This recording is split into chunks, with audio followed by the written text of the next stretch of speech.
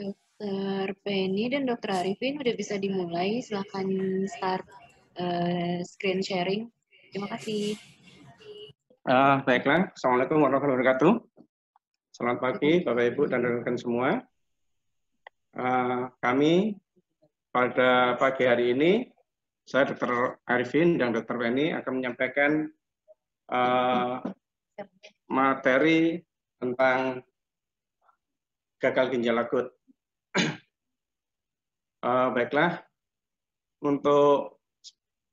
jadi sebelum kita bahas tentang suatu penyakit, kita jelaskan dulu bahwa ginjal itu merupakan mempunyai fungsi utama di tubuh kita. Dia jumlahnya ada 2 biji, yaitu di bagian belakang dekat tulang belakang kanan kiri. Dan fungsi utama ginjal adalah menyaring limbah sisa metabolisme dari darah dan membuangnya melalui urin. Dan selain itu, fungsi ginjal lainnya adalah dia mengatur keseimbangan cairan tubuh, biar kita tidak berlebihan. Makanya kalau kita banyak minum, maka banyak juga yang kita keluarkan. Juga mengatur konsentrasi garam dalam darah, mengatur keseimbangan elektrolit dan asam basa. Juga punya fungsi hormonal dan enzim, yaitu hormon untuk membentuk sel darah merah yang namanya eritropoietin, dan enzim untuk mengatur tekanan darah.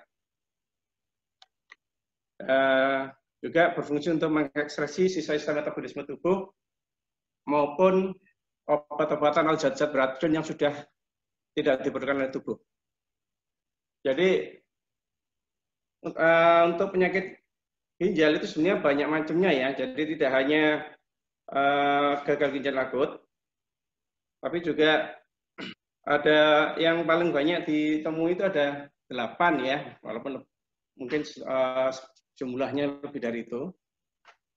Salah satunya adalah infeksi ginjal, bisa dari infeksi ginjal yang asalnya dari tubuh masuk ginjal, bisa dari infeksi saluran kemih bawah terus naik ke atas, bisa juga batu ginjal, kemudian gagal ginjal akut yang nanti secara spesifik atau secara khusus akan disampaikan oleh Dr. Penny, dan gagal ginjal kronis, bisa juga penyakit ginjal nefropati diabetik, sindrom nefritik, sindrom nefrotik, dan gagal ginjal. Itu yang paling banyak dijumpai. Baiklah, untuk menyingkat waktu, mungkin materi yang utama kita tentang gagal ginjal akut akan disampaikan oleh Dr. Penny. Silakan Dr. Penny. Terima kasih Dr. Arifin, waktu yang diberikan kepada saya, giliran saya yang ngomong, dan saya lebih pede kalau didampingi dengan Dr. Arifin. Ya, saya kembali ke gagal ginjal akut ya. Saya akan mengulang sedikit tentang ginjal yang sudah disampaikan oleh Dr. Arifin. Yang sudah disampaikan oleh Dr. Arifin, yaitu ginjal kita. Ginjal itu ada 2. Ginjal yang kita punya itu ada 2, yaitu di sebelah kanan dan kiri. Besarnya sebesar kepalan dari manusia, sebesar kepalan kita, ya. Tapi ini fungsinya luar biasa. Jadi ini ginjal itu bentukannya kecil, tapi mempunyai fungsi yang luar biasa. Tidak bisa digantikan oleh manusia, ya. Bisa sih dengan alat cuci darah itu, tapi tidak sesempurna bikinan Gusti Allah. Itu ya. Jadi letaknya di bagian belakang dari rongga perut, yang di istilah medisnya adalah retroperitoneal. Fungsi dari ginjal tadi sudah disampaikan oleh Dr. Arifin, yaitu mengatur keseimbangan cairan tubuh, mengatur konsentrasi garam dalam darah, mengatur keseimbangan asam basa dalam tubuh, mensekresi hormon dan enzim yang memproduksi eritrosit, yaitu eritropoietin, dan juga D3 aktif yang menjaga kesehatan tulang, dan juga mengekspresi sisa dari metabolisme tubuh. Ini, apa sih gagal ginjal akut itu? Di sini sengaja kami membawakan materi atau men-sharing materi tentang gagal ginjal akut, atau saya lebih senang dengan istilah gangguan ginjal akut atau acute kidney injury. Di sini karena kalau istilah gagal berarti tidak reversible. Dia sudah gagal, sudah menimbulkan kerusakan di jaringan. Kalau di sini gagal ginjal akut, saya berikan di sini karena bisa reversible, bisa kembali ke arah sembuh. Itu yang kita harapkan. Karena di YAKES ini tujuan sekarang adalah lebih gencar-gencarnya untuk promotif dan preventif. Jadi jangan sampai gagal ginjal ini jatuh ke arah gagal ginjal yang kronik, di mana ada kerusakan jaringan yang tidak bisa sembuh dan akan berlanjut ke arah yang lebih parah lagi. Jadi kita sampaikan di sini tentang gagal ginjal akut. Jadi jangan sampai terjadi pada peserta YAKES ini, sehingga akan mengurangi angka kesakitan karena ginjal kronik. Gagal ginjal akut atau acute kidney injury adalah kondisi ketika ginjal berhenti berfungsi secara tiba-tiba. Jika fungsi ginjal berhenti, limbah yang seharusnya dibuang akan menumpuk di dalam tubuh. Jadi secara tiba-tiba itu bisa ukuran jam, ukuran hari, dan atau yang lebih pokoknya kurang dari 3 bulan. Penyebab dari gagal ginjal akut. Jadi gagal ginjal akut itu penyebabnya ada 3 macam. Prerenal, renal, dan postrenal. Jadi ginjal itu ada di tengah. Prerenal itu jadi sebelum menuju ke arah ginjal, kemudian renal, yaitu di dalam ginjalnya sendiri penyebabnya, dan postrenal. Postrenal itu setelah ginjal. Itu ya. Ini yang pertama adalah yang kita sebut prerenal, yaitu kehilangan darah atau cairan akibat perdarahan, dehidrasi berat, atau diare berat. Operasi, sepsis atau anafilaksis, penyakit hati, misalnya sirosis hepatik, penyakit jantung, misalnya gagal jantung atau serangan jantung, luka bakar yang berat, dan konsumsi obat-obatan seperti aspirin, ibuprofen atau anti nyeri yang lain. Penyebab gagal jantung yang kedua yaitu gagal ginjal, maaf ya. Gagal ginjal yang kedua yaitu renal, yaitu glomerulonefritis atau peradangan pada jaringan intrinsik ginjal, rhabdomyolysis atau kerusakan pada jaringan otot, penumpukan kolesterol yang menyumbat aliran darah ke ginjal, penggumpalan darah di pembuluh darah vena dan arteri yang ada pada ginjal, skleroderma, yaitu kelompok penyakit yang menyerang kulit dan jaringan ikat.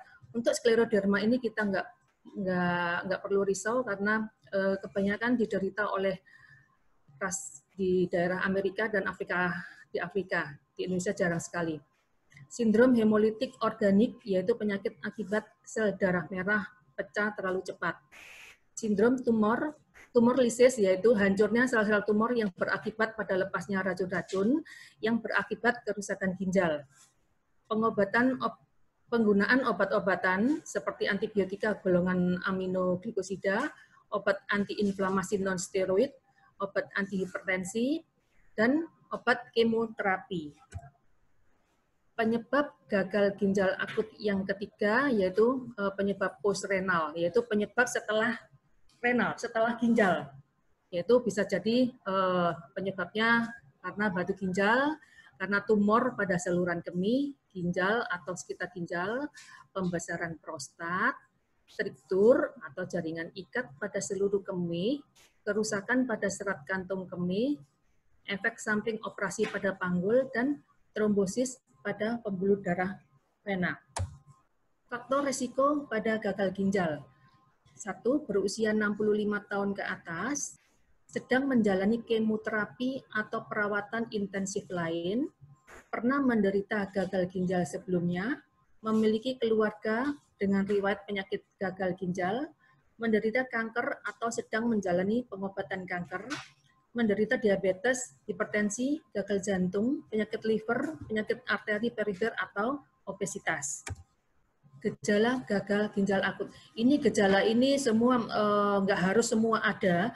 Jadi salah satu atau dua atau tiga itu bisa menunjukkan gejala dari gagal ginjal akut. Tergantung dari awalnya, awal dari gangguan ini, awal dari gejala ini muncul. Yang pertama yaitu pembengkakan pada tungkai akibat penumpukan cairan. Tubuh mudah letih. Sesak nafas. Sesak nafas. Muncul ruam dan rasa gatal di kulit. Napas berbau tidak sedap. Nah, ini gambarnya napas berbau tidak sedap, tidak boleh sebetulnya nih ya. Anaknya ini nanti pingsan ini. Jumlah dan frekuensi urinnya berkurang. Gangguan irama jantung, nafsu makan menurun, nyeri atau pembengkakan di sendi, sakit di perut dan punggung, demam, nyeri atau sensasi tertekan di dada, mual dan muntah, kejang, koma, dan tremor di tangan. Diagnosis gagal ginjal akut dimulai dari anamnese atau pertanyaan tentang gejala yang dialami oleh dialami dan riwayat penyakit pasien. Dilanjutkan dengan pemeriksaan fisik, kemudian dilanjutkan dengan pemeriksaan penunjang. Jadi misalnya begini, ada pasien dengan keluhan nyeri pinggang, jadi itu nggak serta-merta kita, oh kamu ada gangguan di ginjal, enggak, kita harus melakukan anamnesa dulu. Jadi sakit pinggang itu dimulai dari kapan, adakah itu pengaruhnya dengan gerakan, kemudian adakah pengaruhnya dengan kencingnya berkurang enggak, kencingnya lancar enggak. Tuh. Kemudian kalau sudah kita mengarah ke gangguan ginjal, baru kita melakukan tes darah. Tes darah itu didapatkan kreatinin yang meningkat, gun yang meningkat, filtrasi glomerulus yang yang meningkat juga, dan tes urin. Tes urin ini untuk mengukur kadar elektrolit dan volume urin. Yang kemudian dilakukan USG. Kalau tidak mendukung, baru dilakukan USG, CT scan, atau MRI. Dan yang terakhir dilakukan biopsi. Pengobatan gagal ginjal akut. Tujuannya adalah untuk mencegah komplikasi dan mengembalikan fungsi ginjal. Jadi kami membawakan atau sharing tentang gagal ginjal akut ini tujuannya biar nggak jatuh ke arah gagal ginjal kronik yang tidak bisa kembali ke dalam keadaan normal. Jadi kami benar-benar mengharapkan peserta YAKES ini tidak ada yang menderita gagal ginjal akut ataupun kronik gitu. Pengobatan yang dilakukan tergantung dari penyebab terjadinya gagal ginjal akut. Yang pertama yaitu pola makan, pengaturan pola makan, yaitu rendah garam dan rendah kalium. Sebetulnya di YAKES ini sudah cukup lengkap, yaitu sudah ada ahli gizi, ada pola aktivitas. Jadi kalau misalnya Bapak Ibu semua kepingin sehat, tidak terganggu ginjalnya, tidak mengalami sakit yang lebih berat, bisa konsultasi ke ahli gizi yang kita punyai. Jadi di YAKES ini cukup lengkap sebetulnya. Kemudian obat-obatan, obat yang menyeimbangkan elektrolit dalam darah, diuretik untuk mengeluarkan kelebihan cairan, antibiotik jika gagal ginjal itu disebabkan oleh infeksi. Yang terakhir baru cuci darah, dilakukan dengan kerusakan ginjal yang cukup parah. Ada lagi yaitu transplantasi. Di sini tidak mungkin kurang ya, transplantasi. Komplikasi dari gagal ginjal akut yaitu gagal ginjal akut dapat menyebabkan kematian atau sejumlah komplikasi. Berikut komplikasi dari gagal ginjal akut yaitu ketidakseimbangan elektrolit, ödem paru, penyakit jantung berupa gagal jantung, serangan jantung, aritmia atau henti jantung, asidosis metabolik, kerusakan ginjal yang permanen, hiperkalemi, gangguan sistem pencernaan, termasuk perdarahan saluran cerna, dan gangguan saraf akibat penumpukan ureum atau uremia. Pencegahan. Nah, ini yang kita harapkan. Pencegahan ini yang benar-benar harus dipegang sama peserta dari YAKES ya, agar tidak terjadi gangguan dari ginjal ataupun gagal ginjal yang kronik. Yaitu mengkonsumsi makanan sehat, membatasi asupan garam, menjaga berat badan ideal, mengontrol kadar gula darah, mengontrol tekanan darah, minum air putih secukupnya, membatasi konsumsi obat pereda nyeri, membatasi konsumsi minuman beralkohol, berhenti merokok, mengelola stres dengan baik, dan olahraga teratur. Ini semua ada kita punya di Yakes ini. Jadi kalau misalnya mau konsultasi dalam keadaan sehat, gimana caranya saya tidak terkena gangguan ginjal, kita bisa konsultasi ke Yakes, yaitu bisa ketemu dengan ahli gizi, kita bisa olahraga, ketemu dengan instruktur senam, yaitu pola aktivitas, juga bisa ketemu dengan dokter, hanya sekedar konsul juga bisa. Ya, cukup dari kami sharingnya. Monggo kalau misalnya ada pertanyaan atau sharing tentang apa yang kejadian apa yang terjadi, monggo. Kami dari Yakes Regional 5, Dr. Arifin dan saya mungkin bisa memberikan sedikit sharing tentang apa yang pengalaman yang pernah terjadi. Monggo. Dok, ini kebetulan udah ada yang raise hand. Bisa dokter cek di partisipan attendees-nya. Boleh dokter sebutkan nama-namanya, kira-kira yang diberi kesempatan untuk bertanya terlebih dahulu, agar kita allow to talk para peserta tersebut. Ya, monggo silakan Pak Muhammad Rifai. Assalamualaikum Pak. Atau lanjut Bu Ria Rostina. Waalaikumsalam, Rifai. Silakan Pak Muhammad Rifai. Ya, Ibu mohon dijelaskan kalau... Pak Muhammad Rifai, monggo. Ya, monggo, matur suwun. Kalau disebutkan, oh ini kena batu ginjal, terus harus di ini apa, WSDL apa yang ditembak langsung itu. Itu gimana Bu? Terjadinya karena apa biasanya? Keluar suaranya Pak Muhammad Rifai atau dilanjut ke Bu Ria? Bu Ria dulu Pak. Keluar dok suaranya, tadi nanya terkait batu ginjal. Coba diulang lagi pertanyaannya Pak Muhammad Rifai. Iya. Mohon dijelaskan Bu. Kan ada istilah kena batu ginjal. Atau bawahnya Pak Safrizal. Pak Safrizal, monggo. Dok, punten. Tadi pertanyaan dari Pak Muhammad Rifai udah masuk sebenarnya dan terdengar. Apa audio di sana bisa dibesarin? Selamat siang. Halo? Tidak keluar suaranya. Iya, halo. Atau saya ini lanjut ke pertanyaan dulu ya lewat chat ya. Saya baca dulu. Apakah bagi seorang yang pernah mengalami operasi atau laser batu ginjal ada potensi untuk menderita gagal ginjal? Yang kedua, apakah minum vitamin melebihi dosis bisa berakibat munculnya batu ginjal? Dari Pak Ali Madi. Monggo, kalau mau dijawab Dr. Arifin dulu, monggo. Dr. Arifin, kalau mau jawab silakan di unmute terlebih dahulu dan videonya di on kan dok. Terima kasih. Baik ya, udah. Jadi pada pasien yang mengalami batu ginjal, justru operasi atau tindakan yang dilakukan untuk mengeluarkan batunya itu adalah tindakan untuk mencegah kerusakan dari ginjalnya. Karena batu itu sendiri bisa menyebabkan penyumbatan aliran urin, sehingga jadi bendungan, dan bendungan itu yang lama-lama bisa merusak ginjal. Kalau dibiarkan malah jadi gagal ginjal akut, bahkan jadi kronis. Pada kasus tertentu, ada juga pasien sini juga, dia dalam setahun dilakukan 3 kali tindakan ESBL. Jadi kalau orang bilang ditembak ya, di laser lah gitu. Nah, di situ karena terlalu sering dalam setahun itu 3 kali tindakan, sehingga ginjalnya justru alami gangguan. Jadi gagal ginjal, tapi alhamdulillah sifatnya akut ya, dan akhirnya bisa pulih seperti semula. Jadi tergantung seberapa banyak operasinya. Kalau memang terlalu sering ya pengaruh juga. Tapi kalau batunya dibiarkan malah lebih merusak. Makanya GEG mencegah supaya tidak ada batu ginjal. Kemudian minum vitamin dosis tinggi. Minum vitamin dosis tinggi juga bisa, termasuk vitamin C, karena terus kalsium tinggi juga bisa menyebabkan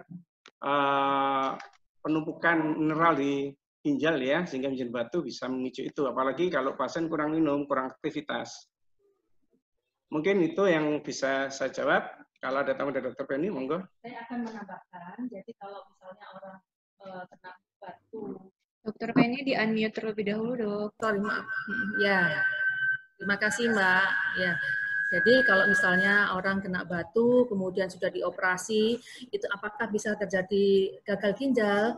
Jadi memang benar katanya Dr. Arifin, jadi operasi itu justru untuk menghindari terjadinya gagal ginjal. Tapi tergantung dari batunya juga, tergantung dari operasinya juga. Kalau misalnya batunya banyak, batunya besar, kemudian cara pengeluarannya yang kurang bagus, bisa menimbulkan struktur atau menimbulkan luka dari saluran kencing ya, di mana struktur itu akan menghambat aliran urin keluar, jadi bisa menimbulkan gagal ginjal. Kemudian yang kedua, minum vitamin ya, itu minum vitamin yang melebihi dosis berakibat munculnya batu ginjal, itu bisa. Jadi kalau minum vitamin jangan melebihi dosis, secukupnya, dan dibarengi dengan minum air putih yang banyak. Jadi kalau misalnya tubuh ini sudah tidak memerlukan vitamin tersebut, akan dikeluarkan bersama urin. Dan ya, sudah cukup ya Pak Ali Mardi. Kemudian pertanyaan yang kedua dari Pak Budiman. Apa yang mesti dilakukan penderita hipertensi yang mengkonsumsi obat hipertensi secara rutin agar terhindar dari gagal ginjal? Jadi ini saya akan mencoba menjawab dulu ya. Penderita hipertensi justru harus minum obat secara terus-menerus. Karena hipertensi yang tidak terkontrol itu akan menyebabkan kerusakan dari ginjal. Mungkin ada tambahan dari Dr. Arifin, monggo. Jadi sebenarnya bukan namanya gagal saja ya. Jadi gagal ginjal itu salah satu penyebabnya adalah Unmute dulu, Dr. Arifin. Jadi Bapak Ibu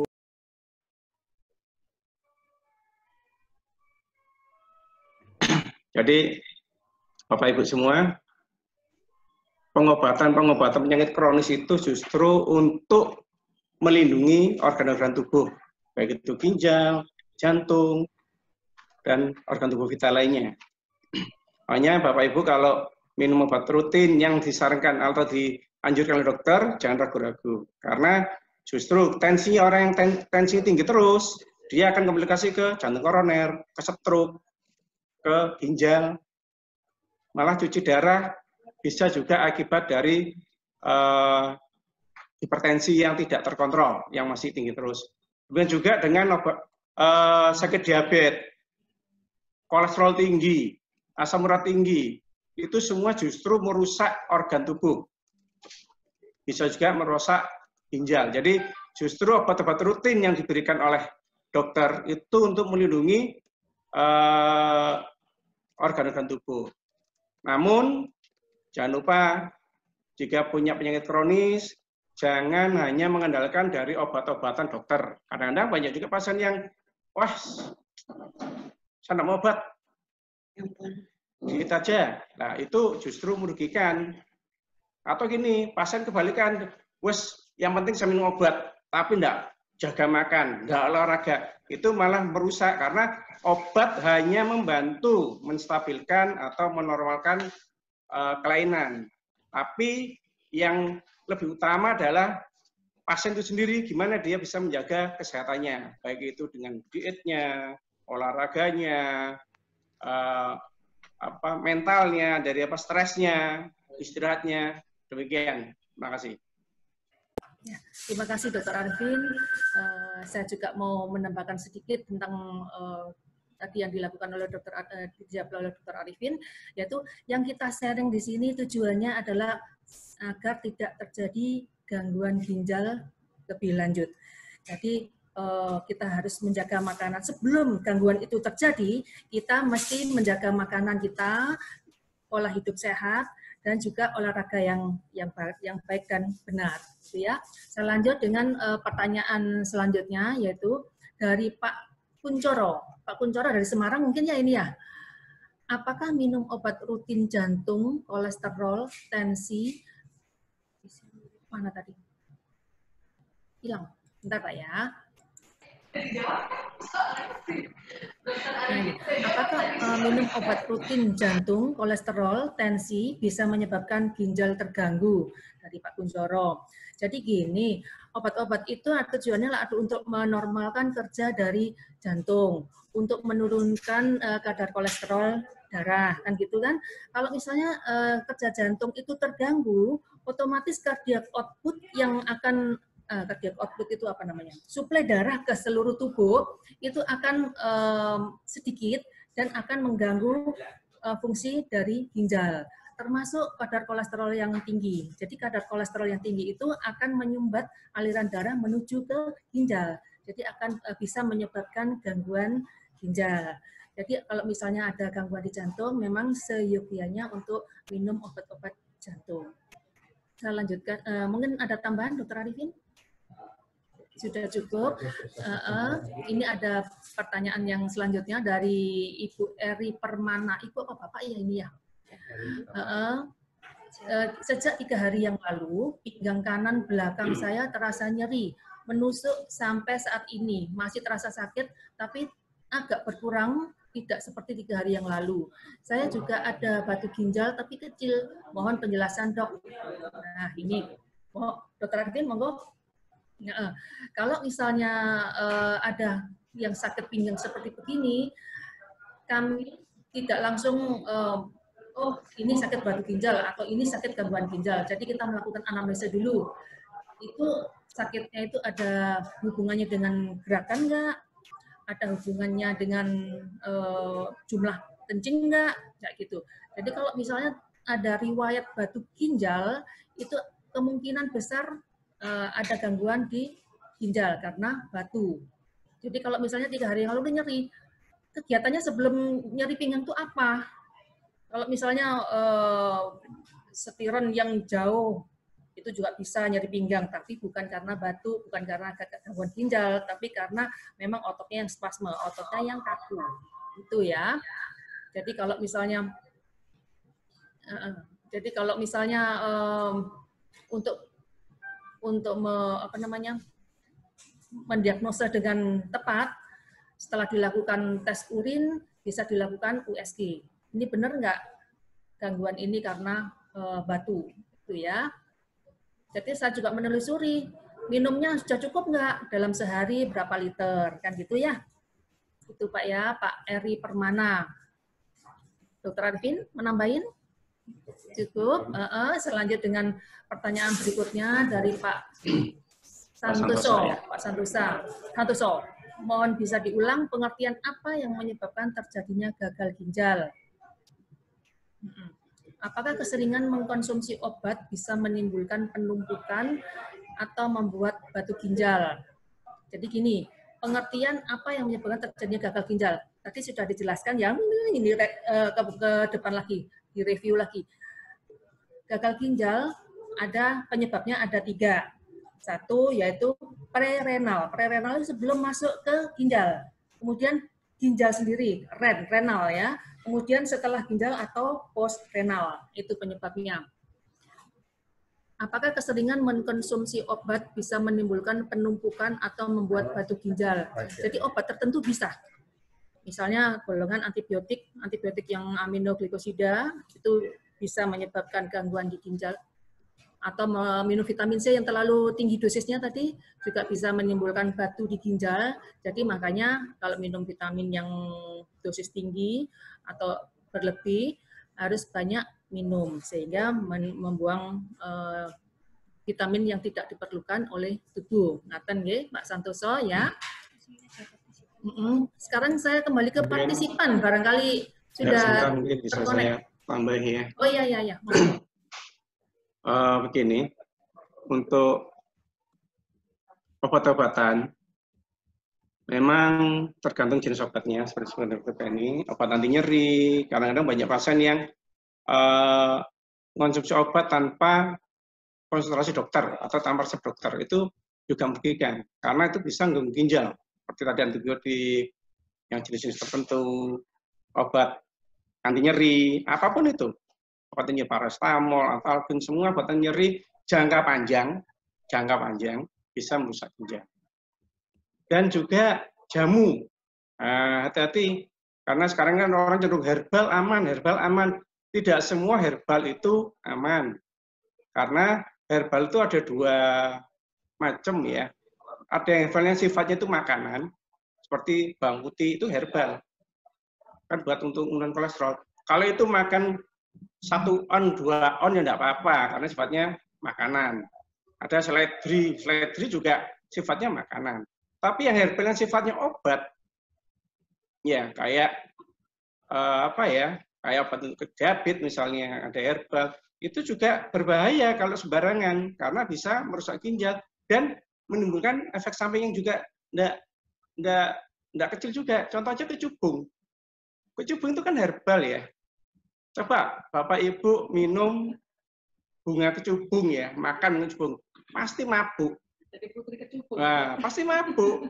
Padahal itu herbal. Jadi harus dipahami lagi bahwa tidak semua herbal itu aman. Karena herbal kalau sifatnya obat itu sama dengan obat, harus sesuai indikasi, harus sesuai dengan dosisnya, biar malah tidak merusak organ terutama ginjal. Begitu. Ya, ini saya kembali ke partisipan ya, barangkali sudah tersambung. Bapak Muhammad Rifai. Oh iya, Bu. Halo, Assalamualaikum, Bapak Muhammad Rifai. Waalaikumsalam warahmatullahi wabarakatuh. Ini tadi saya tulis lagi di ini. Oh, punten, Pak Muhammad Rifai keluar kok suaranya. Selamat pagi. Iya, selamat pagi. Masih belum ya, Pak Safrizal? Dok, mungkin coba dari audionya Dr. Zainal. Halo, Dr. Penny. Pak Mugiono. Kayaknya semuanya nggak ini. Ini Bu, nggak apa-apa, sudah saya tulis di ini di Pak Suwandi. Baik Pak, nanti akan kita baca yang di Q&A ya Pak ya. Iya. Terima kasih. Dr. Penny mungkin coba dari Dr. Zainal aja, Dr. Arifin aja audionya. Terima kasih. Ada suaranya ya. Kalau gitu kita kembali ke pertanyaan yang tertulis saja lewat chat ya. Tadi terakhir ini ada lagi nih Pak Musli. Selamat pagi dokter, saya diabetes.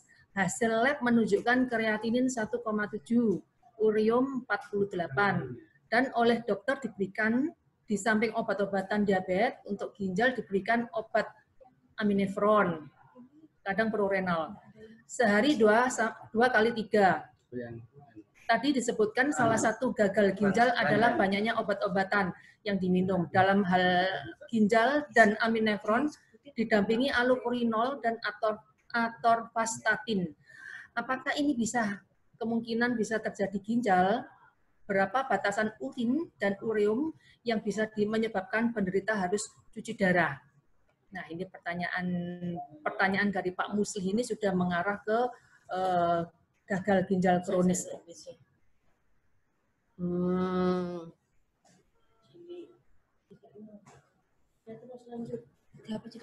Yang mengarah ke arah gagal ginjal kronis, yaitu yang sudah permanen, yang tidak bisa kembali ke arah normal lagi ya. Bapak sudah menderita diabetes sudah cukup lama ya, sampai terjadi gangguan di ginjal ini.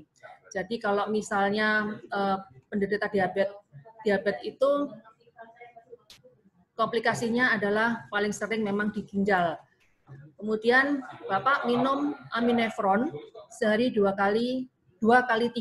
Kalau selama puasa 2 kali 2. Jadi ini tujuannya adalah gini. Kalau misalnya menderita gagal ginjal, memang harus rendah protein. Jadi tujuannya di sini aminefron itu adalah untuk menggantikan sebagai suplemen untuk menggantikan protein. Karena konsumsi penderita gagal ginjal adalah rendah protein, tinggi karbohidrat, rendah protein, rendah garam, kan gitu ya, rendah kalium, kan gitu. Makanya diberikan aminefron sebagai suplemen. Pertanyaannya, berapa hasil lab menunjukkan kreatin 1,7, berapa batasan urin dan urium yang bisa menyebabkan penderita harus cuci darah, ya gitu. Ini penderita harus cuci darah dengan batasan di atas 5,1 untuk kreatininnya. 5,1 itu sudah harus cuci darah. Berarti sudah ada kerusakan dari ginjal. Mungkin ada tambahan dari Dr. Arifin, monggo. Baik, terima kasih. Jadi untuk cuci darah, untuk aminefron, jadi seperti disebutkan Dr. Penny, bahwa orang yang ginjalnya sudah terganggu itu dietnya harus mengurangi protein, karena protein yang tinggi itu justru beban bagi ginjal, sehingga bisa memperparah gangguan ginjalnya. Dan sebetulnya aminefron itu adalah termasuk jenis protein, tapi yang bebas nitrogen. Jadi dia asam keto. Jadi dia semacam protein tapi yang aman untuk ginjal. Makanya kalau pasien itu dietnya dikurangi proteinnya, harus ditambah dengan protein yang aman, yaitu aminefron, prorenal, dan sejenisnya. Karena kalau tidak, dia akan kekurangan protein. Nah, kekurangan protein juga mengganggu tubuh. Paling gampang dideteksi kalau kurang protein, tubuh bengkak, itu paling gampang. Tapi yang tidak nampak adalah kekurangan protein, maka ganggu hormon-hormon, ganggu enzim-enzim, karena protein juga diperlukan oleh tubuh. Mengenai cuci darah, tadi disebutkan batasannya 5,1 di atas itu ya. Itu, tapi tidak harus di atas 5,1 harus cuci darah. Itu juga tergantung kondisi klinis masing-masing. Jadi nanti dokter yang mengevaluasi, yang dokter ahlinya, yaitu dokter yang ke dalam konsultan nefrologi. Jadi memang secara teori 5,1, tapi dalam prakteknya tergantung kondisi klinisnya pasien itu. Mungkin itu tambahan saya.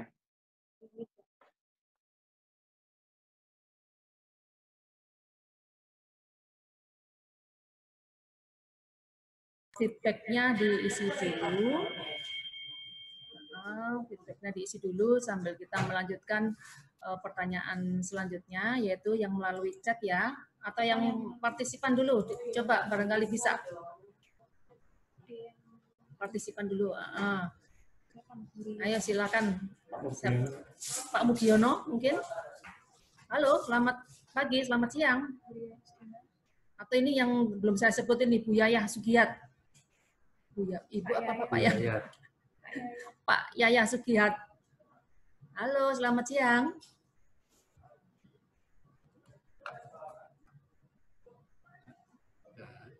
Nggak ada ya? Nggak ada suara atau gimana ini?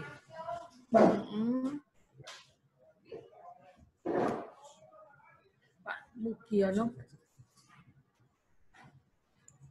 Kita kembali lagi ke ini aja ya, pertanyaan lewat chat.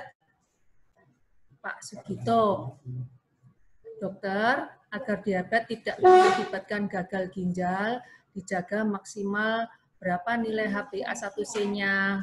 Ini, ya, Dokter Arifin, monggo, berapa nilai HbA1c-nya agar diabetesnya tidak mengakibatkan gagal ginjal? Jadi sebetulnya gagal ginjal itu bukan hanya tergantung dari. Jadi sebenarnya gagal ginjal itu bukan juga tergantung dari berapa kadar gula darah, berapa kadar HbA1c, bukan dari itu. Tapi dari lamanya kena diabetes. karena waktu itu sangat penting. Orang yang baru kena diabetes, walaupun dia 300, satu sini 10, ginjalnya masih ada juga masih oke-oke aja karena dia baru.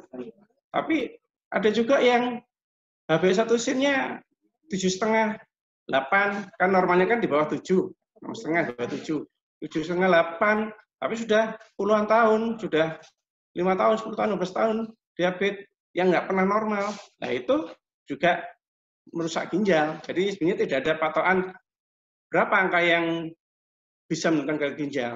Yang jadi patokan adalah berapa nilai normalnya. Nah itu nilai normalnya ada dijaga di bawah 7. Idealnya sekitar 6,5. Cuman kalau orang sudah usia 7 cukup. Karena kalau terlalu rendah, khawatirnya malah nanti hipoglikemi.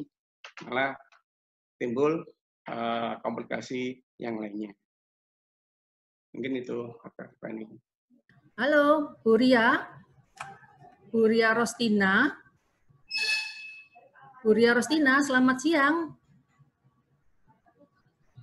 Saya kembali ke bawah, Pak Safrizal. Halo, Pak Safrizal. Assalamualaikum, Dok. Ya, waalaikumsalam. Dengan Pak Safrizal ini? Ya, betul, saya Safrizal, Dok. Oh ya. Sebetulnya pertanyaan saya sudah terjawab. Tadi saya menanyakan masalah kalau minum obat rutin seperti obat tensi, pengaruh ginjal. Tapi sudah terjawab tadi ya. Cuman mungkin saya akan bertanya ini aja. Sering saya dengar ya, dari mulut ke mulut ya, atau dari herbal atau apa ya. Misalnya kita minum air daun salam misalnya. Untuk penyakit apa itu ada pengaruhnya ke ginjal kah, Dok? Ya, tadi sudah dijelaskan sama Dr. Arifin, kalau misalnya herbal sesuai dengan dosis, sesuai dengan pemakaian, kalau dan cocok, monggo diteruskan. Tapi selama itu dosisnya berlebihan akan mengganggu ginjal ataupun fungsi-fungsi organ yang lain. Jadi semuanya saya nggak meneliti tentang daun salam, Pak ya. Mungkin itu ada bagiannya tersendiri yang beliau-beliau yang meneliti tentang manfaat dari daun salam. Jadi kalau misalnya itu bermanfaat dan cocok ataupun dosisnya sesuai dengan tubuh dan menimbulkan efek yang positif, monggo. Tapi kalau berlebihan, sesuatu yang berlebihan pasti akan menimbulkan gangguan, terutama di ginjal ataupun organ-organ yang lain.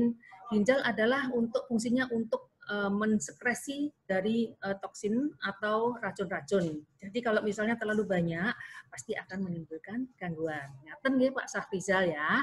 Ya, terima kasih, Dok. Inggih, Pak. Mungkin saya nambah dikit. Assalamualaikum. Mungkin ada pertanyaan lain? Mungkin saya nambah dikit ditambahin, untuk Pak Safrizal. Jadi begini Bapak, mengenai obat-obat herbal, ya Dok.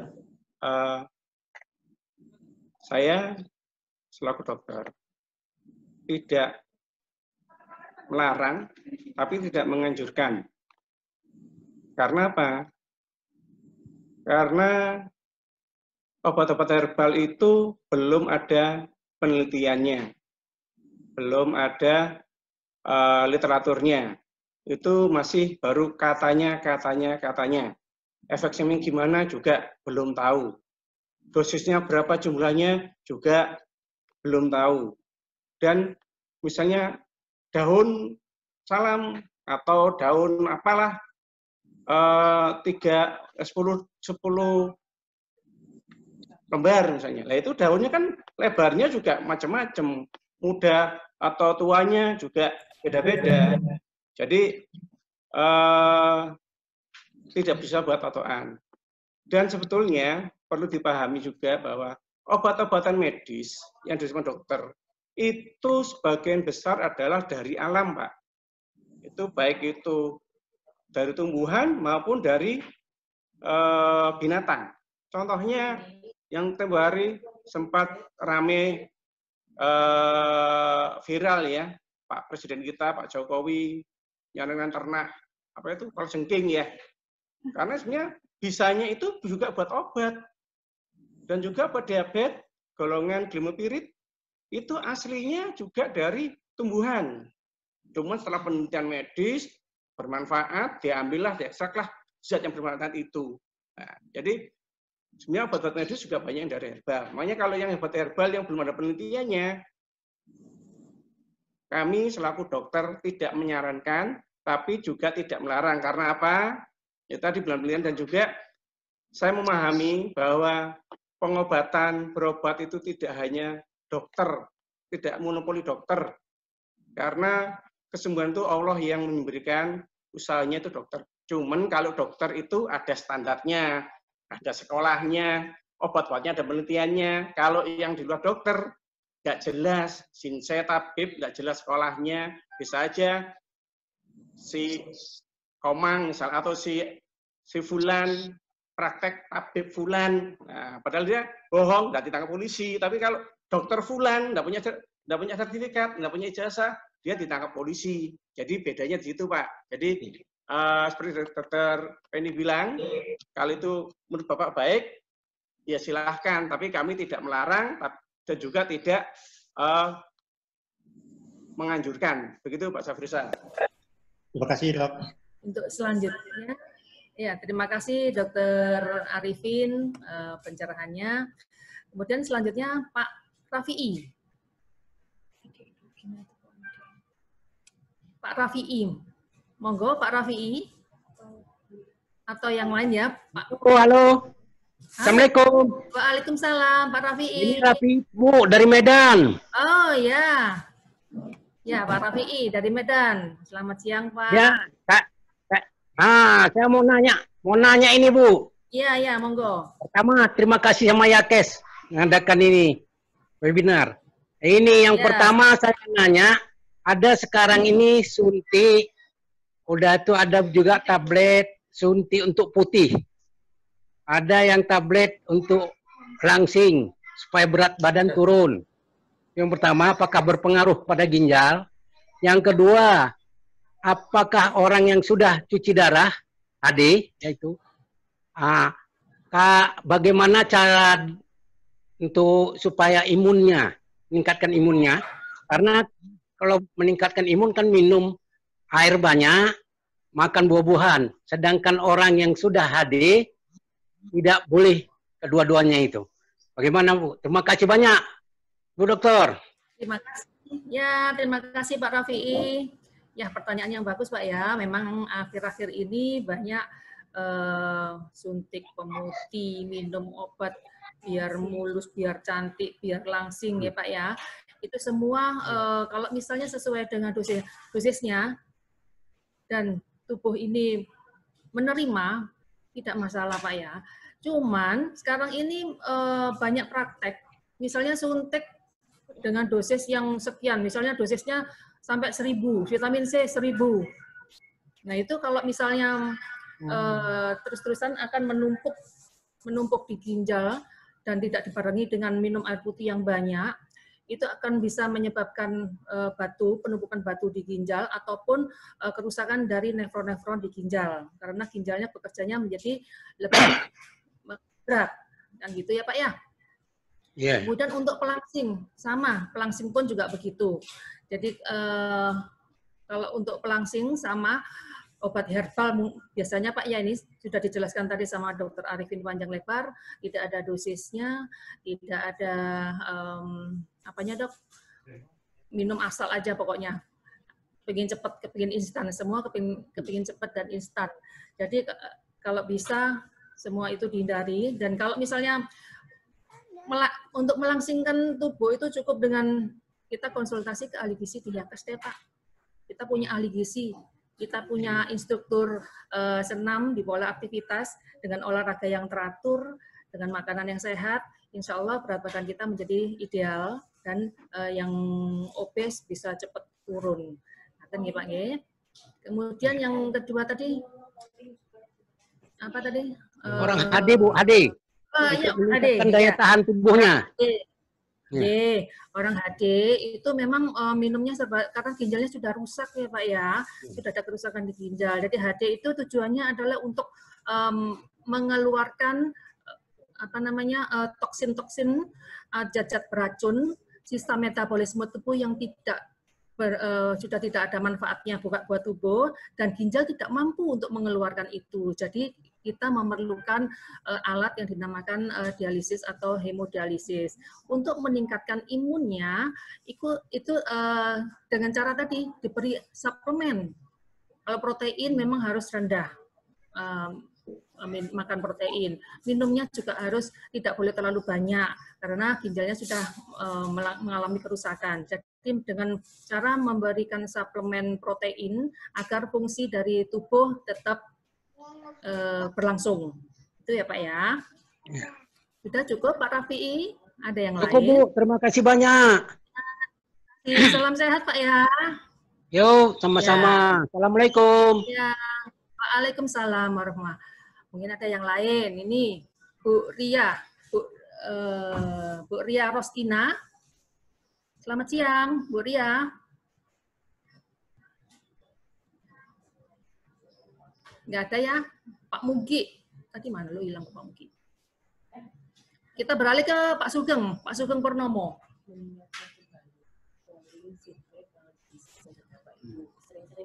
Ya, Pak Sugeng Purnomo. Selamat siang. Nggak ada ya. Mengingatkan kembali untuk mengisi polling ya Bapak Ibu semua ya. Polling untuk acara webinar saat ini ya Pak ya. Kita lanjut ke Pak Taufik. Pak Taufik Taufik Rohman. Halo, selamat siang. Assalamualaikum. Suara ya. Pak Yaya Sukihat. Pak Yaya, selamat siang. Kita lanjut ke pertanyaan ini chat ya. Dari Halo. Halo ya. Halo. Ya, halo. Sarang Bu Yaya. Oh, Ibu, Bu Yaya, monggo Bu Yaya. Di Makassar, Ibu. Oh ya, Ibu Yaya dari Makassar. Ya, terima kasih atas kesempatan ini. Gini Ibu, teman saya ya mau transplantasi ginjal. Jadi sudah mengikuti serangkaian pemeriksaan, ginjalnya udah cocok. Tapi ternyata imunitas tubuh teman saya itu tinggi. Akhirnya transplantasi itu ditunda. Jadi yang saya ingin tanyakan, apakah hubungan imunitas dengan transplantasi ginjal ini, Bu? Teman saya sekarang ada di India. Imunitas tinggi. Imunitas tinggi apa imunitasnya rendah, Dok? Iya. Kalau imunitas tinggi kan bagus, Bu. Halo? Rendah. Halo. Ibu Yaya. Iya. Mungkin ini Dokter Arifin mau coba menjawab ya, Bu ya. Halo? Nggak kedengeran, Bu. Baik, Bu Yaya. Kadang. Pagi, Bu Yaya. Halo, ya. Halo, pagi. Pagi. Ya. Jadi begini, Bu Yaya. Sebetulnya mungkin yang dimaksud bukan imunitas tinggi. Kadang, Pak. Halo? Kurang jelas, Bu? Ya. Jadi yang dimaksud itu kemungkinan adalah bukan imunitas tinggi, Bu. Jadi imunitasnya tidak cocok dengan organ donornya. Karena cuci darah transplantasi atau cangkok, baik itu ginjal, jantung, liver, itu harus ada kecocokan imunitas. Jadi harus ada kecocokan antara yang menerima dengan organ yang diberikan. Karena kalau tidak cocok, dipaksakan, akan ditolak. Bahkan bisa menimbulkan akibat yang fatal. Bisa ke kematian. Jadi begitu, Bu. Gimana, Bu Yaya? Bu Yaya? Terima kasih, Ibu. Ya. Kadang samar-samar. Oh iya, nggak denger ya, Bu ya? Jauh dari Makassar ini. Iya. Pertanyaan selanjutnya? Atau kita lanjutkan ke ini, partisipan ya? Dokter Penny? Halo, ya. Dok, punten ini ada tadi terkait hemodialisis. Kebetulan ahli gizi kita dari Regional 2 mau menambahkan sedikit terkait diet bagi pasien-pasien HD. kepada Mbak Ani. Oke, kepada Mbak Ani dipersilakan untuk unmute. Ya, mangga. Iya, terima kasih. Dokter, mohon izin ya dok ya menambahkan. Loh? Lanjutan. Ya, mangga Mbak Ani. Ya dokter, dengan Ani ahli gizi. Untuk Bapak tadi pertanyaannya kan takut makan buah-buahan ya dok ya, karena apa namanya ingin meningkatkan imunitas tapi kan dilarang seperti itu ya dok. Iya. Jadi dalam pengaturan diet pada HD memang ada perbedaan dengan, ini mungkin kita bicara kasusnya gagal ginjal kronis ya. Pada kondisi sebelum HD memang untuk protein dibatasi, tapi ketika seseorang sudah menjalani HD, itu berarti memang sudah mencapai stadium 5 dan memang sudah harus dibantu dengan terapi hemodialisa seperti itu. Nah, pada pengaturan dietnya ada perubahan dengan konsumsi protein tinggi. Nah, protein ini juga bisa membantu para pasien yang HD untuk bisa meningkatkan daya tahan tubuh, itu yang pertama. Kemudian pada konsumsi buah memang ada batasan juga dengan konsumsi sayuran terkait dengan tadi adanya aturan dengan rendah kalium begitu ya dok ya. Nah ada pilihan sebenarnya untuk Bapak siapa tadi saya agak lupa yang dari Medan ya. Pak Rafi'i ya Pak Rafi'i. Pak Rifai ya dok ya. Pilihan buah-buahan dan pilihan sayuran yang mungkin bisa dikonsumsi. Pertama untuk sayuran biasanya yang lebih aman Bapak bisa konsumsi untuk wortel, buncis, seperti itu. Yang biasa dihindari adalah sayuran-sayuran seperti brokoli, yang berdaun hijau, seperti itu. Nah, kalau untuk buah-buahan, masih bisa konsumsi buah, pilihan yang paling aman adalah dengan pepaya dan apel juga pir. Seperti itu. Hanya memang masih terbatas konsumsinya, hanya 2 porsi dalam 1 hari. Demikian dok tambahannya. Ya, terima kasih Mbak Ani. Tuh kan, nggak rugi diakes kan? Kita lengkap loh. Kalau mau urusan diet, mau urusan olahraga, kita bisa sharing, saling sharing di sini ya. Ya, terima kasih Mbak Ani. Untuk selanjutnya, partisipan selanjutnya yaitu Pak Taufikur Rahman, monggo. Selamat siang. Atau Pak Sugeng Purnomo. Belum ada. Halo, selamat siang. Halo, iya selamat siang. Dengan Pak siapa ini? Pak Saya Taufik, Taufik, Iya Pak Taufik saya. Oh ya, Cuman kebetulan tadi sama pertanyaan oleh Pak Rifai dari sama-sama dari ya. Rifai bukan Rafi'i. Ya itu tentang tentang operasi ginjal. Jadi operasi tadi sudah dijawab. Dari... Halo. Ya, monggo Pak. Jadi tadi sudah dijawab. Pak. Tadi sudah dijawab bahwa operasi ginjal itu justru untuk menyelamatkan organ-organ lainnya supaya tidak ada gangguan gitu. Jadi dengan kata lain bahwa walaupun operasi ginjal itu berarti bahwa ginjalnya akan menjadi rusak dan lain sebagainya, tapi justru akan menyelamatkan organ-organ lain dan termasuk ginjalnya juga. Terima kasih, tadi sudah dijawab. Terima kasih.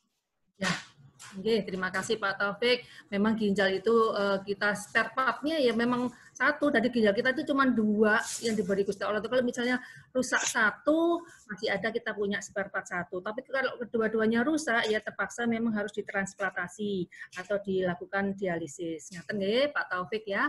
Kita lanjut, terima kasih Pak Taufik. Nggih. Kita lanjutkan selanjutnya. Siapa ini? Bu Ria Rostina. Halo, Assalamualaikum. Nggak ada ya. Atau mungkin kita lanjutkan ke. Jangan lupa pollingnya ya diisi ya Bapak Ibu semua ya. Kita lanjutkan dengan pertanyaan. Ini dari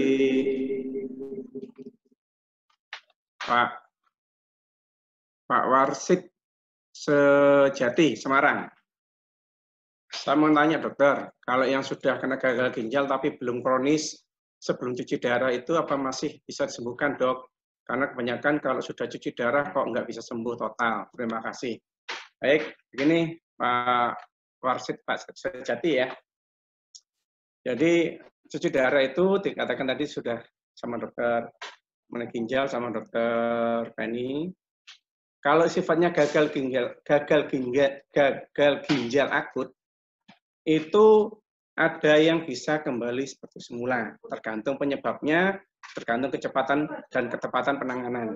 Bahkan bisa juga orang gagal ginjal akut harus perlu cuci darah, tapi setelah itu kembali seperti semula. Itu tergantung kondisi labnya, kondisi pasiennya. Tapi kalau yang namanya kronis, ya itu biasanya tidak bisa kembali seperti semula karena sudah ada kerusakan sifatnya organik di situ, permanen di situ. Kalau kreatinnya sudah lebih dari 2, lebih dari 3, itu tidak bisa kembali normal. Kalau masih 2 di bawah 1,8 bisa kembali normal. Nah, yang bisa dijaga adalah bagaimana caranya supaya kreatinnya tidak tambah naik atau supaya ginjalnya tidak tambah rusak. Nah, menjaganya yaitu dengan mengontrol penyakitnya. Kalau dia kena diabetes, ya dikontrol diabetesnya, dikontrol kadar gulanya supaya normal. Kalau punya darah tinggi, ya dikontrol tensinya supaya normal. Makanannya dijaga, olahraganya, pikiran tetap harus dijaga. Nah, ini yang mengenai cuci darah ini banyak yang salah kaprah ya di masyarakat. Wah, kalau sudah cuci darah, kadang cuci darah berarti seterusnya harus cuci darah. Lebih baik nggak usah cuci darah. Itu benar tapi ya nggak benar. Sebenarnya gini, memang orang kalau gagal ginjal kronis itu cuci darah harus seterusnya. Dan kenapa harus cuci darah? Karena orang yang gagal ginjal kronis dilakukan cuci darah itu artinya apa? Ginjalnya sudah rusak total. Sudah tidak berfungsi sama sekali. Makanya harus cuci darah. Kalau ginjalnya masih bisa berfungsi, walaupun itu sekian persen, tapi dianggap cukup bagi pasien itu, tergantung kondisi klinis, maka tidak dilakukan cuci darah. Tapi kalau sudah rusak total, ya harus dilakukan cuci darah. Kalau nggak mau cuci darah, ya wassalam, tinggal nunggu waktu beberapa saat, itu memang Allah yang tentukan. Tapi secara teori, ya tinggal nunggu saat antri yang sudah dekat, begitu. Untuk jawaban dari Pak Wasid Sejati. Terima kasih. Ya akan toksin-toksin atau racun-racun akan menumpuk di dalam tubuh dan akan menimbulkan gangguan metabolisme dari tubuh. Ya, saya lanjutkan dengan pertanyaan selanjutnya yaitu mana tadi? Pak Sugito ya. Dokter, istri menderita batu ginjal 0,5 sampai 0,6 cm. Apakah harus minum obat batu gin? Dulu pernah dikasih obat tersebut, tetapi sekarang tidak lagi. Jadi gini, untuk ukuran batu ginjal 0,5 sampai 0,6 memang cukup dengan obat-obatan ya, karena itu masih bisa keluar lewat ureter. Karena ureter kita itu ukurannya kurang lebih 0,5 cm. Jadi kalau lebih dari 1 cm itu sudah indikasi dengan operasi atau dilakukan SWL dengan istilahnya laser, dihancurkan dengan tembak. Nah, itu ya. Jadi kalau misalnya 0,5 atau 0,6 memang minum obat-obat penghancur batu. Nah, ya untuk Pak Sugito. Untuk Pak Madima selanjutnya. Jumlah kencing dan BAB apakah juga mempengaruhi kesehatan ginjal? Jumlah kencing dan BAB dari Bu Esther Novalina. Ya, jumlah kencing ini memang sangat penting untuk indikasi dari kesehatan ginjal ya. Jadi tergantung dari minumnya kita. Jadi kalau kita minum sehari itu tanpa aktivitas itu adalah 2,5 liter dalam kondisi ginjal yang sehat. Kalau misalnya kita banyak aktivitas, kita banyak keluar keringat, kita banyak ngomong, kita banyak dalam kondisi yang panas, gerah, berkeringat, otomatis jumlah kencing itu akan berkurang. Jadi kita harus menggantinya dengan cairan keluar diganti dengan cairan yang masuk, itu ya. Kemudian Selamat pagi dokter, dari Pak Auskardi. Selamat pagi dokter, kenapa setiap setelah minum air selalu ingin kencing, jadi tidak bisa bertahan lama. Ini apa penyebab dan cara mengatasi terapinya dok? Monggo dokter Arifin. Jadi ini Bapak apa Ibu ya? Bapak ya. Jadi begini Bapak, setiap habis minum kok pengen kencing, tidak bisa lama. Itu penyebabnya bisa macam-macam ya, jadi harus kita periksa. Itu bisa juga karena itu gejala prostat, bisa. Gejala prostat itu pipisnya dikit-dikit, nah tuntas, pengen kencing, keluarnya dikit, baru keluar sebentar, pengen kencing lagi. Atau bisa juga dia overactive bladder istilahnya. Jadi kandung kemihnya terlalu sensitif, sehingga jadi pengen kencing.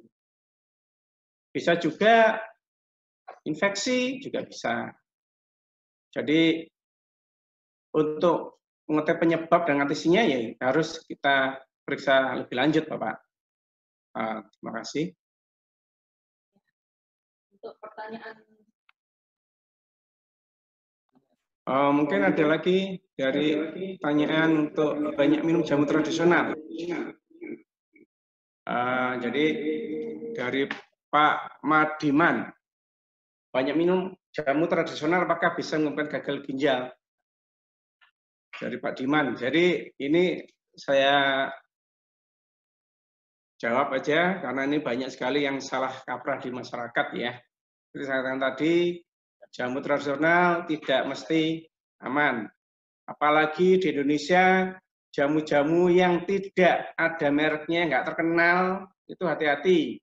Karena banyak yang tanda petik palsu. Sebenarnya dia itu bukan jamu tradisional saja, maksudnya bukan dari racikan bahan alami saja, tapi ditambahkan dengan obat yang seharusnya dengan resep dokter, dikasih dosis tinggi, biar pleng. Contohnya obat anti nyeri biasanya, awal jamu asam urat biasanya. Wah, kalau menurut dokter obat asam urat nyerinya nggak hilang, tapi kalau jamu itu langsung hilang. Ya memang benar, karena obat asam urat itu bukan untuk menghilangkan nyeri, menghilangkan nyeri sendiri. Tapi kalau jamu asam urat kok langsung hilang dok nyerinya, karena itu dicampur dengan obat-obat nyeri yang dosis tinggi. Anti nyeri yang dosis tinggi lah itu bisa jangka pendeknya membahayakan lambungnya, bisa pendarahan lambung. Itu banyak di desa waktu saya PTT itu banyak kasus itu. Dan jangka panjang bisa merusak ginjal. Ada juga jamu-jamu tradisional dulu terkenal itu istilah jamu Cilacap. Itu banyak sekali yang campur dengan obat-obat yang seharusnya pakai resep dokter, yang harusnya dengan pemantauan dokter yang ketat, dicampur di situ. Akhirnya efek sampingnya, pasien di ketantungan, efek sampingnya merusak organ tubuh. Dan sempat ditutup itu. Dan sekarang buka lagi, tutup lagi. Makanya jamu tradisional harap hati-hati. Saran saya, jamu tradisional itu pilihlah yang bermerek yang sudah terkenal, yang sudah ada izin Depkesnya, karena itu insya Allah lebih aman. Itu Pak Diman, mungkin bisa dilanjutkan pertanyaan lain, Dr. Penny.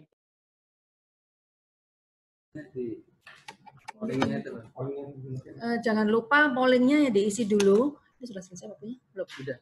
Ini karena waktu ada pertanyaan terakhir ini untuk mohon penjelasan ukuran dari kreatinin, yaitu kreatinin untuk laki-laki 0,6 sampai 1,2, untuk perempuan ukuran normal ya 0,5 sampai 1,1. Karena waktu ada beberapa pertanyaan yang nggak sempat kami ulas di sini, kami jawab. Jadi mohon maaf. Mudah-mudahan sharing ini bermanfaat bagi peserta Yakes dan bisa bermanfaat, dan mudah-mudahan kita tidak jatuh ke arah gagal ginjal baik akut maupun lebih-lebih yang kronis. Jadi kita manfaatkan fasilitas yang ada. Mungkin dari ini instruksi dari atasan kami ini menjelaskan, meneruskan pertanyaan. Jadi saya teruskan, saya nggak jadi menutup ya. Ya. Mana Mas? Mohon maaf ya Bapak Ibu ya. Sudah ini, sudah Pak Iman sudah. Bu Siti Atisah, selamat siang dokter. Mau tanya bahwa ginjal adalah merupakan proses metabolisme terakhir pada tubuh dan seluruh akhir buangan tubuh adalah melalui ginjal, termasuk racun dan sisa makanan. Apakah akibatnya kalau kita banyak mengkonsumsi masakan yang banyak mengandung MSG? Karena sekarang banyak makanan enak karena MSG. Apakah akibatnya bagi penyakit kronis seperti hipertensi, diabetes, asam urat, dan fungsi ginjal kita? Terima kasih. Terima kasih Bu Siti Atisah. Jadi ginjal ini yang fungsinya adalah sebagai penyaring. Jadi zat-zat yang tidak bermanfaat itu akan dibuang melalui urin. Kalau misalnya ada gangguan ginjal, itu toksin-toksin akan menumpuk, akan meracuni tubuh dan mengganggu metabolisme tubuh. Termasuk MSG. MSG ini adalah tinggi natrium. Jadi MSG itu dia sifatnya adalah untuk di samping enak sih rasanya enak, tapi di tubuh kalau terlalu banyak dia akan menarik cairan yang ada di sel. Jadi akan menimbulkan pengeluaran yang maksudnya odem, bisa menimbulkan odem. Odem itu artinya bengkak yang bisa mengganggu pengeluaran di ginjal. Kemudian apa akibatnya bagi penyakit kronis seperti hipertensi, diabetes? Hipertensi itu terjadi kekakuan dari pembuluh darah. Kalau misalnya tidak terkontrol, dia akan merusak dari nefron-nefron ginjal. Jadi hipertensi kalau misalnya tidak terkontrol harus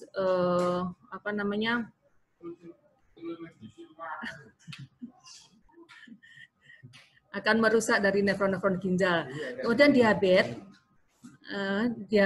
itu orang yang diabetes tidak terkontrol itu darahnya akan asidosis. Jadi akan menarik kalemi yang ada di sel. Jadi akan menimbulkan gangguan di jantung, akan menimbulkan kelelahan dan banyak racun-racun yang menumpuk di tubuh karena diabetes yang tidak terkontrol. Juga asam urat. Asam urat ini bisa menimbulkan batu ya. Kalau misalnya tidak keluar di ginjal, tidak dibarengi dengan minum air putih yang banyak, dia akan nyantol di ginjal dan akan menjadi fokus batu. Itu ya Bu Siti Atisah. Kemudian saya lanjutkan dengan ini sudah Pak Swiss apa ini. Kemudian yang selanjutnya saya ini dari Pak Sismoyo. Saya ini sudah sering dengan obat rutin asam urat. Nahan kencing sejak kecil sampai sekarang. Apakah kasus saya ini memungkinkan gagal ginjal? Bagaimana mengatasinya? Matur nuwun. Jadi obat rutin karena memang asam uratnya tinggi, jadi ya harus diturunkan. Di samping dengan diet juga dengan obat-obatan. Kalau misalnya dengan diet tidak bisa menurunkan dengan cepat, dibarengi dengan obat. Kalau minum obat harus dibarengi dengan minum air putih yang banyak, biar keluar melalui ginjal, ya, melalui urin lewat ginjal. Kalau misalnya tidak dibarengi dengan minum air putih yang banyak, akan menjadi fokus batu di ginjal. Kemudian nahan kecil, sejak kecil. Loh, kenapa kok nahan kencing, Pak? Kenapa kok ditahan kencingnya ya? Itu kalau nahan kencing, itu akhirnya bisa naik, bisa menimbulkan infeksi. Nah, infeksi ini bisa merusak dari ginjal. Jadi penyebab dari gagal ginjal post-renal lagi setelah ginjal, tempatnya setelah ginjal, itu salah satunya adalah karena infeksi, karena nahan kencing. Itu ya, Pak Sismoyo. Kemudian Pak Muhammad Rifai, mohon dijelaskan kalau sudah pernah dilakukan tindakan akibat batu ginjal dengan ditembak atau SWL dan dinyatakan bersih, apa yang harus dilakukan agar tidak kena batu ginjal lagi? Dan kapan harus kontrol lagi setelah dinyatakan sembuh Terima kasih atas penjelasannya. Tadi sudah dijelaskan ya mungkin sama Dokter Arifin. Jadi kalau misalnya batu mungkin sudah ditembak dengan ISWL, sudah keluar, kemungkinan bisa timbul lagi tergantung dari jenis batunya itu. Kalau misalnya batunya itu karena batu asam urat, jadi harus diet yang rendah urin. Kalau misalnya karena kalsium atau karena oksalat, dietnya harus diatur. Jadi saran saya, Bapak sering-sering ke Yakes menemui dengan ahli gizi. Beliau akan menjelaskan tentang diet yang harus dikonsumsi oleh Bapak. Kemudian selanjutnya Pak Ngomahwono. Selamat siang dokter. Apakah kalau terlalu sering minum suplemen bisa mengakibatkan gagal ginjal? Matur nuwun. Ya Pak sama tadi Pak Ngomahwono. Ya. Jadi sudah dijelaskan tadi ya, kalau misalnya terlalu banyak vitamin termasuk suplemen, itu kalau tidak sesuai dengan ukurannya akan dibuang melalui urin. Itu akan dibuang melalui urin. Ini kalau misalnya tidak dibarengi dengan minum air putih yang banyak akan nyantol di ginjal dan akan menimbulkan kerusakan di ginjal. Itu ya. Kemudian Pak Bambang Wiono, apakah ada tanda-tanda yang bisa dilihat atau dirasakan bagi orang yang ada indikasi gejala gagal ginjal? Tadi sudah dijelaskan di depan Pak ya, slide yang di depan tadi Pak ya, gejala tentang gagal ginjal ya, mulai dari gejala awal ya, mulai dari urin yang tiba-tiba kok berhenti. Loh kenapa kok berhenti? Mulai dari sakit pinggang yang kemeng, mulai dari bengkak, kemudian nyeri pinggang, ada sensasi nyeri dada. Tadi di slide-nya sudah banyak. Nanti kalau anunya, monggo menghubungi kami ya. Untuk Pak Bambang Wiono. Kemudian Pak Sugeng Purnomo.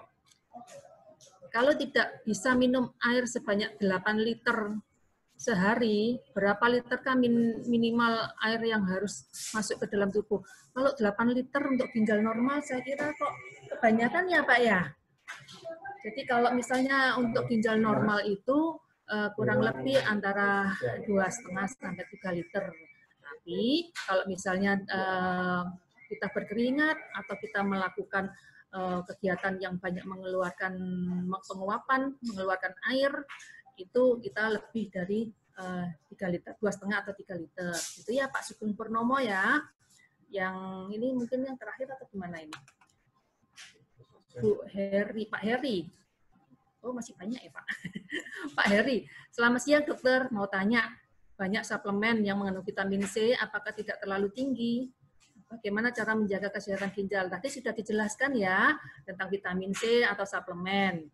Bagaimana cara menjaga kesehatan ginjal? Nah, ini kita harus memanfaatkan sarana Yakes, mulai dari pola aktivitas ataupun ahli gizi. Nanti di sana kalau Bapak ingin ginjalnya sehat dan tidak terganggu, itu menghubungi ahli gizi biar dietnya diatur. Nah, di sana bisa Bapak bertanya sepuasnya, ya Pak nggih.